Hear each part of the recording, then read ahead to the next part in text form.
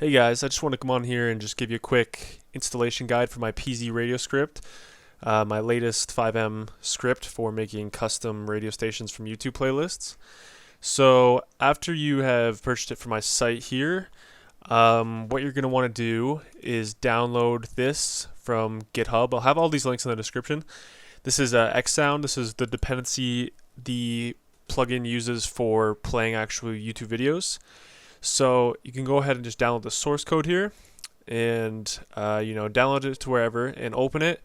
You're going to want to put the Xsound folder here into your resources file. Now I just went ahead on this new install of 5M server binaries. I put it in the standalone folder just because it's already insured in the config. So I just put Xsound there, and then the next step is going to your assets in the CFX RE keymaster, where after you purchase my script, it will appear here in your list of available assets. So you just want to download that, just like you did the Xsound, and also put that into any of your resource folders, or I put it in the standalone because it's a standalone script. But you can make a new PZ script or whichever you want to do, but you just have to ensure that you add it into the server.config, saying ensure whichever script it is. You can access that in your txadmin here. Just make sure you add it to the ensure scripts. So after you've got that all installed, what you're going to want to do is open the PZ radio and open up your sv.config. And this is where we're going to create a quick Google API key to use to access the YouTube data API. So you do need a Google account for this, but it's pretty simple once you do have a Google account. Just open up this first link in the tutorial.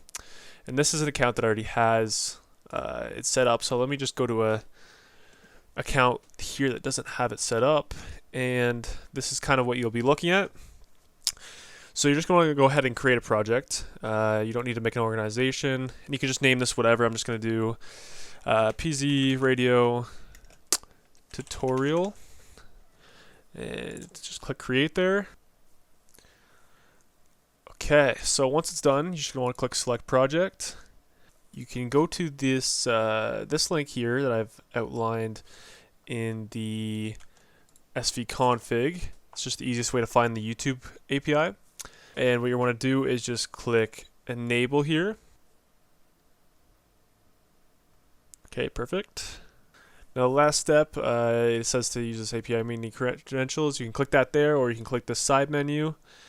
And you're going to want to make an API key. So you can do Create Credentials API key.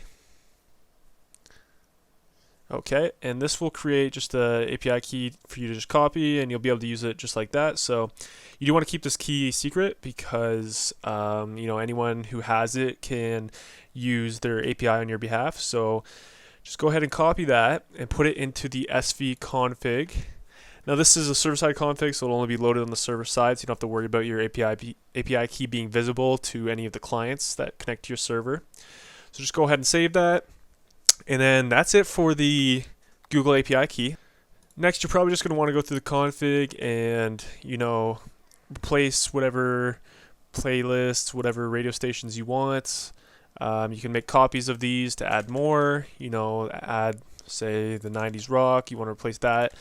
Change the name, put in some video links or some playlist links here. Whatever you really want to do with it. You can add some cleanup title words. But yeah, so that's it for the configs. Now we're going to want to make some custom images for our radio station. So this is the file here that's streamed to the client every time they connect, and this will be what the client gets the radio images from. So what we're going to want to do to edit this is just open up OpenIV. This is another free program. I'll have this linked in the description. So just start it up for Grand Theft Auto on Windows if that's what you're on, or whatever you're on for Grand Theft Auto 5. And now I like to use just the app data down here. You can pick any of these folders that aren't being used because you're probably just going to delete this after anyway. But what you're going to want to do is turn on edit mode, and then that will allow you to drag this HUD hd.ytd into OpenIV. And if you just open this up here, you can see all of the radio stations. Some of them are sharing textures. For example, like this has 2, this has 4, and then, this has 16, and this has just ones by themselves. So once you find the radio station you want to replace, I'm going to go with just the big one, just because it's probably the most difficult out of all of them. It's not very hard, but these ones, are just on their own, so you can just edit them. But this one here, if we want to change an image on this, we just go export selected. Again, so I'm just going to do this folder that the stream is in. Sure. Yeah, why not? So after you export it, you'll see it appear here. And now the second program you need to edit these radio station images is paint.net, or any other image editing program that supports .dds. So in this case, I'm going to use paint.net, and I'm just going to open it up. And just for an example, I'm going to use this no copyright sound logo. The best way I figured to do this, in paint.net at least, is to go to the select rectangle square, and then go to fix size, and I like to do 128 by 128 because that is 128 by 128 because that is what each of the channels dimensions are. So say I want to edit this one down here, what I'm going to do is just zoom into this corner and select the next one over, and then I'm going to go down one, so zoom right in so you get the next pixel, and this is the one I want to replace, for example. So I'm going to just delete that, and I'm going to grab this and just paste it into here with keeping the canvas size the same size. Now I'm just going to fit it into place. This might take a bit longer if you're making a custom image for each, obviously, but just for this tutorial's sake, I'm just going to plop that in like that. And once you're finished with that, you're just going to go ahead and save it over top of the previous file. So we've got the updated file here. Now just open back up OpenIV, and what you're going to want to do is find the one that you changed and click replace. Then open up what you just did, and it should be there. And then just save that. And now this YTD has been updated. So what you can do is just drag that right back through, and you're going to want to replace it. Now you can keep this file somewhere else or just keep it somewhere for safe, but I'm just going to delete it for now, just for the tutorial, because the radio station file is inside of this. So you can always get it back by just reopening it and exporting this again.